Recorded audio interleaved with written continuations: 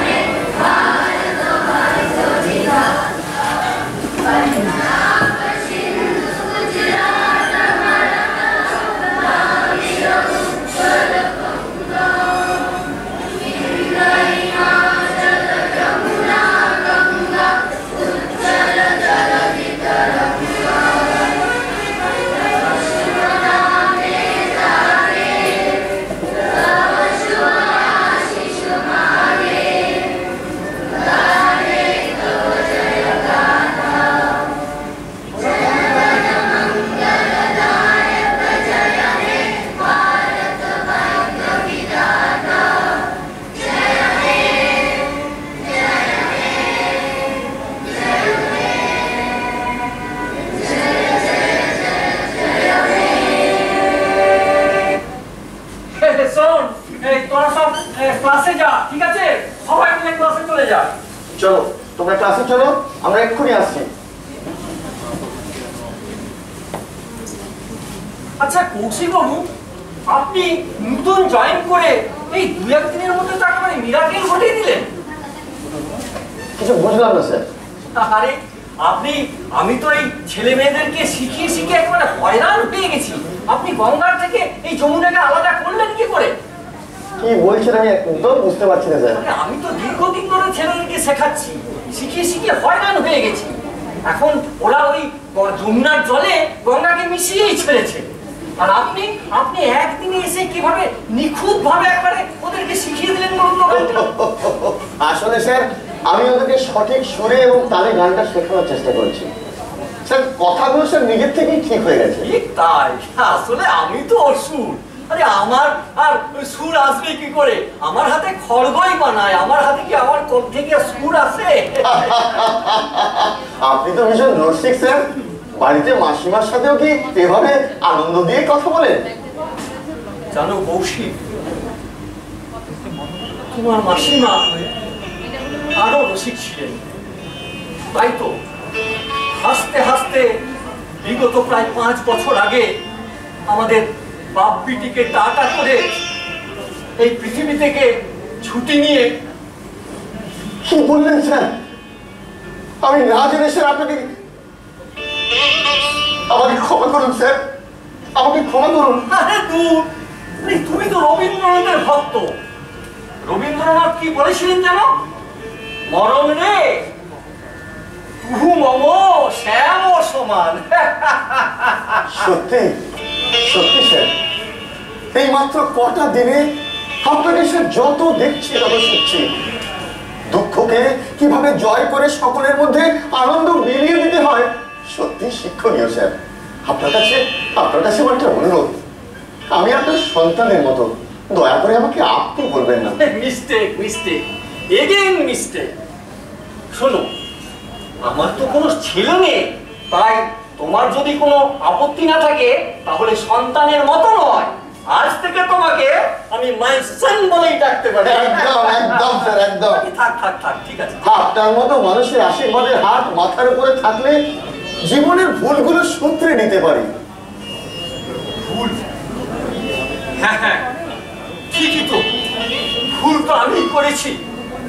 আর সেই ভুল শোধরানোর জন্য প্রত্যেকদিন প্রতিটা মুহূর্তে আমি ছটফট করি।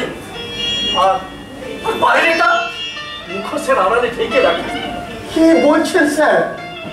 আপনি ভুল করেছেন। আপনার যদি কোনো অসুবিধা না থাকে আপনি নির্দ্বিধায় আমাদের সবকিছু বলতে পারেন। আমি চেষ্টা মতো আপনার পাশে থাকার চেষ্টা করবো স্যার। ঠিক আছে ওসব কথা বাদ দাও, এখন তোমার নিজের কথা বলো। আচ্ছা কৌশিক, তোমার বাড়িতে কে কে আছেন? বাড়িতে স্যার বাবা মা, স্যার আমরা এক ভাই এক বোন। দিদির বিয়ে হয়েছে, জামাইবাবু রেলে চাকরি করেন, আসানসোলে পোস্টিং। বাহ, চমৎকার। এরপর তুমি একটা ধুমধাম করে বিয়ে করে ফেলো, আমরা সবাই হই হই করে গিয়ে কবজি ডুবিয়ে খেয়ে আসবো। আচ্ছা স্যার। স্যার কি যেন একটা সমস্যার কথা বলছিলেন, কি ভুল করেছিলেন যেন? ভুল, জীবনে চলার পথে চরম ভুল। বুঝলে কৌশিক, আমি আমি নিজের শিক্ষক হয়ে অল্প বয়সে মেয়েটার বিয়ে দিয়ে দিলাম। ও বলেছিল বাবা আমি এখন বিয়ে করবো না, আমি লেখাপড়া শিখবো, নিজের পায়ে দাঁড়াবো। কিন্তু কোনো এক অজানা কারণে আমি নিজে নিজে ভাবলাম হঠাৎ যদি আমার কিছু হয়ে যায়, তাই পাত্র সম্পর্কে ভালো করে খোঁজ খবর না নিয়ে মেয়েটাকে অসময়ে বিয়ের পিড়িতে বসিয়ে দিলাম। আর ওই পাত্রপক্ষের লোকজন ওরাও তাদের ছেলেদের জোর করে বিয়ে দিয়ে দিল। আর বিয়ের পরের দিনই ছেলেটা সুইসাইড করলো। কি বলছেন স্যার? থানা, পুলিশ সমস্ত ঝামেলা অতিক্রম করে প্রশাসনের সহযোগিতায় মেয়েটাকে বাড়ি নিয়ে এলাম। জানো কৌশিক, মেয়েটা এখন লেখাপড়ার মধ্যেই আছে। ও আমাকে বলছে আমি বাবা নিজের পায়ে দাঁড়াবো। আমি ওর ওই বক্তব্যকে সমর্থন করছি। আর মেয়েটা যেদিন বাড়িতে নিয়ে এলাম সেই দিন থেকেই ও আমার কাছে। স্যার আচ্ছা স্যার, আপনি কি আর মেয়ে বিয়ে দেননি? মানে স্যার ঘটনাটা কতদিন আগে? প্রায় 4 বছর আগে। সামনের বছর আমার রিটায়ারমেন্ট। আমি ওকে অনেক বুঝিয়েছি, কিন্তু ও কিছুতেই রাজি হচ্ছে না। তাছাড়া একটা বিধবা মেয়েকে কোনো ভালো ছেলেকে বিয়ে করতে রাজি হবে? আচ্ছা স্যার, আপনি আমাকে ওই স্কুলের ছেলে মেয়েদের নিয়ে অনুষ্ঠানের যে দায়িত্বটা দিয়েছিলেন, আমি কি ওদেরকে নিয়ে রিহার্সালটা শুরু করবো? হ্যাঁ অবশ্যই। এসআই সাহেব আমাকে কিছুক্ষণ আগেই ফোন করেছিলেন। হ্যাঁ শোনো কৌশিক, আমাদের বিডিও সাহেব না আর ওই ডিপিআরডিও সাহেব আমাদের এই অনুষ্ঠানে আসবেন বলে সম্মতি প্রকাশ করেছেন। আমি যাই, আমি ওনাদেরকে নিমন্ত্রণটা করে আসি। হ্যাঁ তুমি কিন্তু ছেলে মেয়েদের দেখো। হ্যাঁ আমি চলি। Okay sir.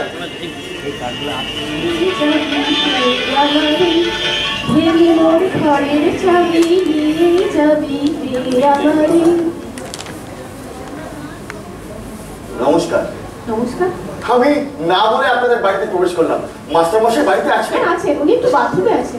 ওনার কি আসতে দেরি হবে? আমার একটু জরুরি দরকার ছিল ওনার সাথে। না উনি অনেকক্ষণ ঢুকেছেন, আপনি বসুন না। বসুন। ধন্যবাদ। আপনি তো ভারী সুন্দর গান করেন, গলাটিও আপনার ভীষণ মিষ্টি। আগে গান বাজনা রেওয়াজ ছিল, এখন আর অভ্যেস নেই সেরকম। আচ্ছা আমার এই গান শুনলে গানের কথা বলে, এই গানটার পরের স্তবকটা আপনি গাইতে পারবেন? আমার পরের স্তবকটা ভীষণ প্রিয়। বুঝি গো রাত পোহালো, বুঝি ওই রবির আলো, আভাসে দেখা দিল গগন পারে। বাহ, আপনি তো খুব সুন্দর গান করেন। আরে ধর, আমি কখনো গান শিখিনি, ওই শুনে শুনে যতটুকু পারি আর গাই। বাবা বলছিলেন আপনি স্কুলের বাচ্চাদের খুব সুন্দর ট্রেনিং দিচ্ছেন। আসলে স্যারই আমাদের স্কুলের ছাত্রছাত্রীদের নিয়ে একটা অনুষ্ঠানের আয়োজন করার দায়িত্ব আমায় দিয়েছেন, আর সেই জন্যই স্যারের সাথে কথা বলতে এসেছিলাম। ও আচ্ছা ঠিক আছে, আপনি বসুন, আমি ভিতরে গিয়ে দেখি বাবা স্নান হবে। আচ্ছা।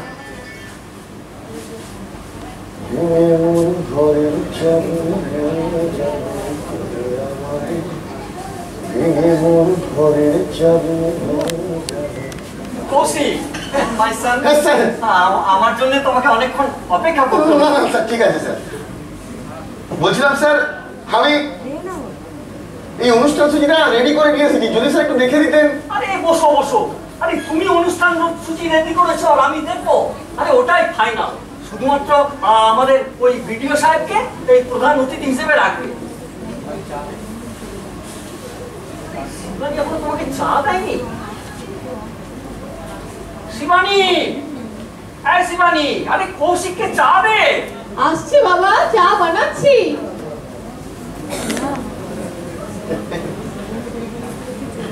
ছেলেদেরকে নিয়ে রিহার্সাল আমি শুরু করেছি, যদি স্যার একবার দেখে দিতেন খুব ভালো হতো। না আর দেখার দরকার হবে না। আরে শিবানী চাটা নিয়ে আয়। বাবা চা। হ্যাঁ কৌশিককে দে।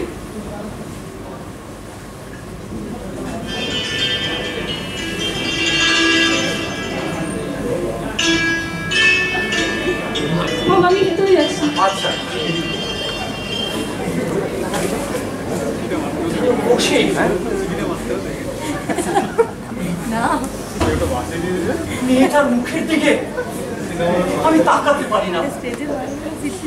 স্যার স্যার আমি একটা কথা বলছিলাম। কি কথা বলো? স্যার আপনি কি আপনার মেয়েকে আর বিয়ে দিয়ে রাজি করবেন? কেন বলো তো? তোমার কি কোনো ভালো পাত্রের সন্ধান জানা আছে? আগে স্যার আপনি ওনার মতামত জানুন, উনি যদি রাজি থাকেন তারপর আপনি আমায় জানাবেন। না, আমি রাজি নই। তুই কি বলছিস রে মা? আমার বয়স হয়েছে, সামনের বছর আমার রিটায়ারমেন্ট। এই মাঝখানে যদি আমার কিছু হয়ে যায় তোকে কি দেখবে? বাহ বাবা বাহ, সারা জীবন মেয়েরা কি বড় নির্ভরশীল হয়ে বেঁচে থাকবে? জন্মের পর বাবার উপর নির্ভরশীল, তাই তারপরে একটু যেই বড় হলো আপনি বিয়ের তোড়জোড় শুরু করে দেওয়া হয়। তারপর বিয়ের পর স্বামীর উপর নির্ভরশীল, শ্বশুর বাড়িতে গিয়ে শ্বশুর শাশুড়ি শ্বশুর বাড়ির লোকজন সকলের উপর সকলে মনের মতো হয়ে চলা, তাদের মন চুকিয়ে চলা। আর আমার মতো বিধবাতে তুমি বাদই দাও বাবা। তারপর তো স্বামীর ঘর ছেড়ে আবার বাবার কাছে ফিরে এসে বলো করে বেঁচে থাকো। তুই কি বলছিস রে মা? তুই আমার ভালো গ্রহ, আরে আমি তোর নিরাপত্তার কথা ভাবছি। নিরাপত্তা? আসলে বাবা কিসের নিরাপত্তা? এই সমাজে কার নিরাপত্তা আছে বলতে পারো বাবা? তুমি তো এই কিছুদিন আগে নিজের জমানো পুঁজি খরচ করে লক্ষ লক্ষ টাকা পথ দিয়ে নিজের বিএফএ থেকেও লোন নিয়েছো, নিয়ে আমার বিয়ে দিলে। কি লাভ হলো বাবা? কি লাভ হলো তোমার? আর রিটায়ারমেন্টের পর তুমি কটা টাকাই বা পাবে? কি হলো বাবা বলো, বলো বাবা বলো। আপনি একদম ঠিক কথা বলেছেন, আপনার প্রত্যেকটি কথাকে আমি সমর্থন জানাচ্ছি। সমর্থন জানাচ্ছেন বলেই কি বাবাকে লোক দেখাতে এসেছেন? আবার নতুন পাত্রের সন্ধান দেখাতে এসেছেন? না না, আপনি আমায় ভুল বুঝছেন। আমি শুধু এসেছি আপনার মতামতটুকু জানতে। হ্যাঁ হ্যাঁ, কৌশিক আমাকে সেটাই বলছিল। কোন মেয়ে না চায় বাবা সুখী হতে? জীবনে সুখী হতে তো সব মেয়ে চায়, চায় একটা তার সুন্দর জীবন হোক, সুন্দর সংসার হোক। কিন্তু বিয়ের পর কটা মেয়ে বা সুখে থাকে বাবা? এই সমাজের লক্ষ লক্ষ মেয়েরা বিয়ের পর শ্বশুর বাড়িতে গিয়ে অত্যাচারিত, লাঞ্ছিত, অপমানিতই হয়। তাই তো প্রত্যেকটা মেয়ের জীবনে দাঁড়ানো প্রয়োজন, জীবনে প্রতিষ্ঠিত হওয়া প্রয়োজন। প্রত্যেকটা মেয়ের প্রয়োজন নিজে দাঁড়ানো জীবনে।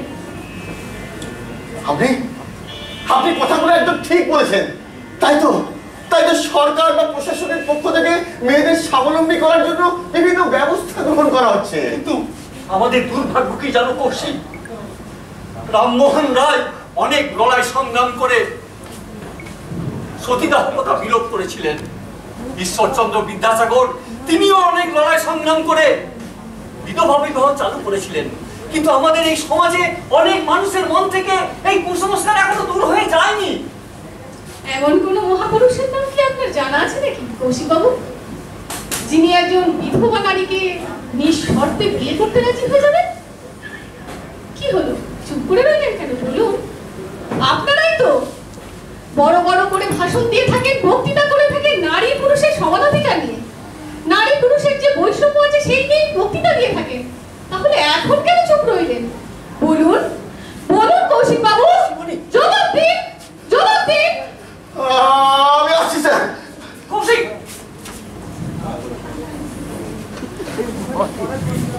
এই তুই কি করলি রে মা? ও তোর একটা সম্বন্ধের জন্য এসেছিল, ওকে তুই অপমান করে তাড়িয়ে দিলি। কে আমার কতটা ভালো চায় আমার সব জানা আছে বাবা। তুমিও তোমার ভালো চেয়েছিলে, অল্প বয়সে ভালো ছেলেদেরকে বিয়ে দেওয়ার চেষ্টা করেছিলে। তারপর কি হলো বাবা? আজ আমার, তখন আমি অনেক অল্প বয়সী ছিলাম, তখন আমি বিয়ের ব্যাপারটা নাকচ করতে পারিনি, বিয়েটা ভেঙে দিতে পারিনি, কোনো প্রতিবাদ জানাতে পারিনি বাবা। কিন্তু এখন আমার জ্ঞান, বুদ্ধি, বিবেক সব বলছে আগে নিজে প্রতিষ্ঠিত হওয়া প্রয়োজন। এখন আমার ইচ্ছা অনিচ্ছা, ভালো মন্দ সবকিছুর ভার শুধুই আমার বাবা, শুধুই আমার। তুই তুই কি ঠিক করেছিস? তুই কি সারাটা জীবন এইভাবে একলাই থাকবি? না বাবা না, আমি আগে জীবনে প্রতিষ্ঠিত হতে চাই, জীবনে দাঁড়াতে চাই, স্বাবলম্বী হতে চাই। তারপরে যদি কোনো আদর্শবান পুরুষের সন্ধান পায়, সে যদি আমাকে যথাযোগ্য সম্মান দিয়ে সাদরে ভালোবাসা দিয়ে আপন করে নিতে চায়, সেক্ষেত্রে আমি নিশ্চয়ই রাজি হয়ে যাবো বাবা। শিবানী,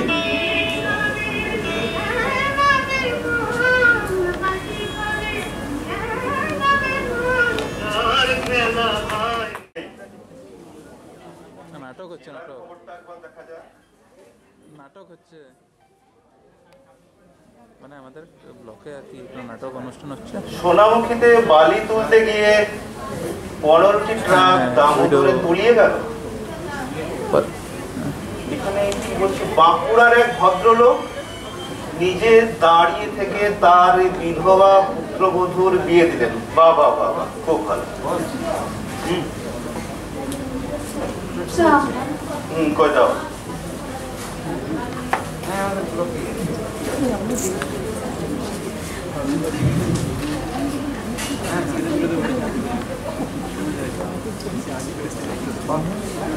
শুনছো? বলো। এবার তো ছেলের বিয়ে দিতে হবে, এসব নিয়ে কিছু ভেবেছো? সেটাই তো আমি ভাবছি, কিন্তু ছেলে কি তাতে রাজি হবে? আমি রাজি আছি বাবা। বাহ, এটা তো ভালো খবর। তাহলে তো আবার মেয়ে দেখতে হয়। বুঝলে, অনেকদিন ধরে আমাকে একজন বলছিল ওদের অবস্থাও ভালো, বাবা ভালো বিজনেসম্যান, টাকা পয়সাও ভালো আছে, আচ্ছা, পাওয়াও যাবে ভালো। আরে দাঁড়াও দাঁড়াও, আগে ছেলে কি বলছে সেটা তো শোনো। আমি নিজেই একটা মেয়ে দেখেছি বাবা, বেশি শিক্ষিতা, রুচি সম্পন্ন।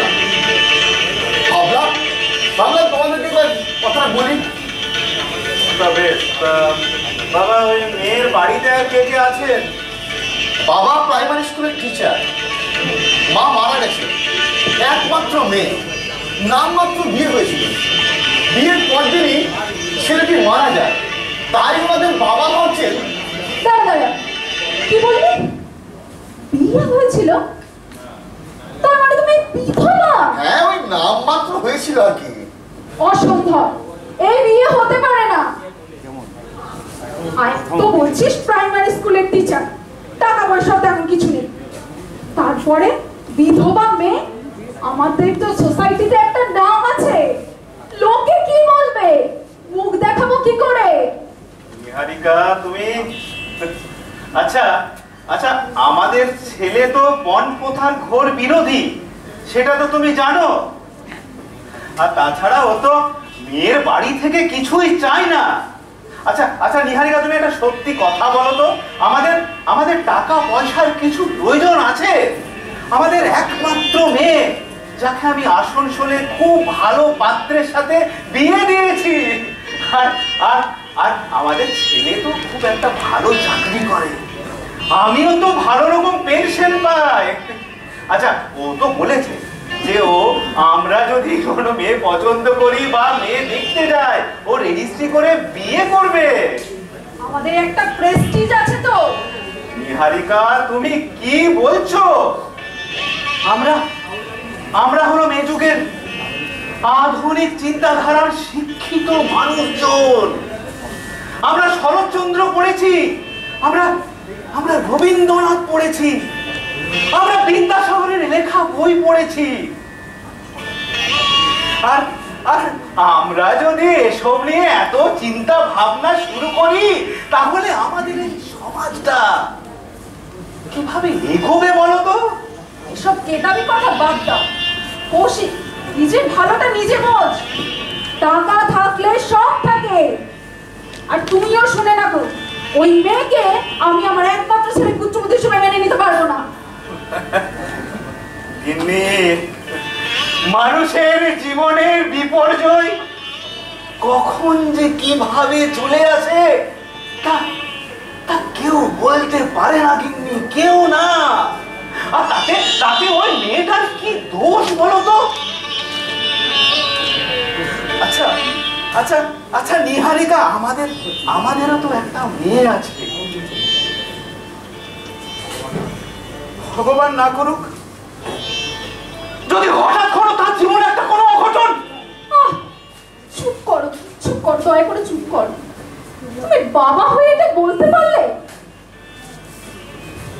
মানুষের জীবনে বিপর্যয় কখনো বলে কয়ে আসে না মা।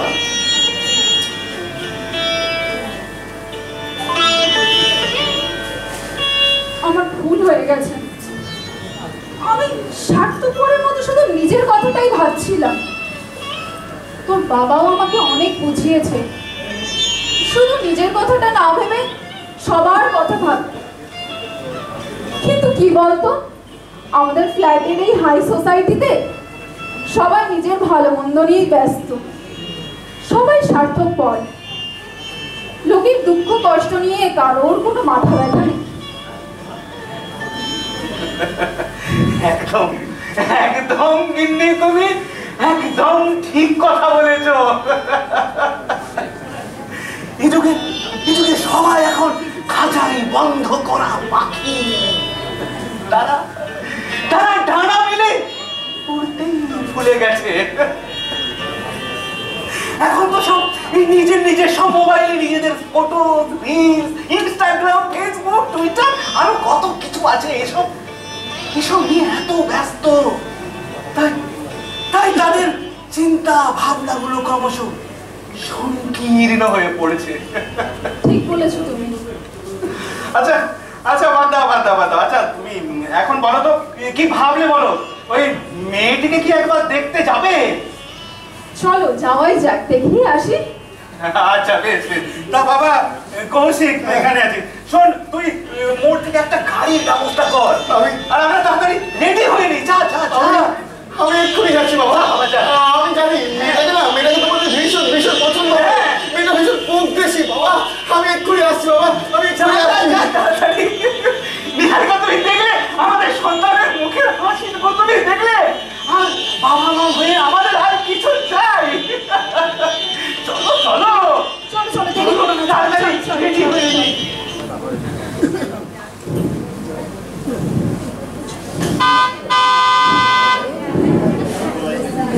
গাড়ি এলো মনে হচ্ছে, দেখি তো কি এলো।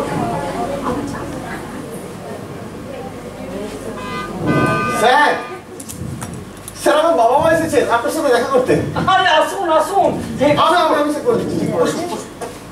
চেয়ারগুলো দাও, বসুন। কৌশিক তুমিও বসো, একটা চেয়ার নিয়ে তুমি বসো নিয়ে। কি সৌভাগ্য আমাদের, বসুন। আচ্ছা, আপনি তো ওর স্কুলের হেডমাস্টার মশাই।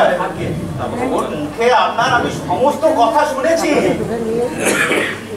তা আপনার মেয়ে কোথায়? ওই ভেতরে আছে, আমি ডেকে আনছি।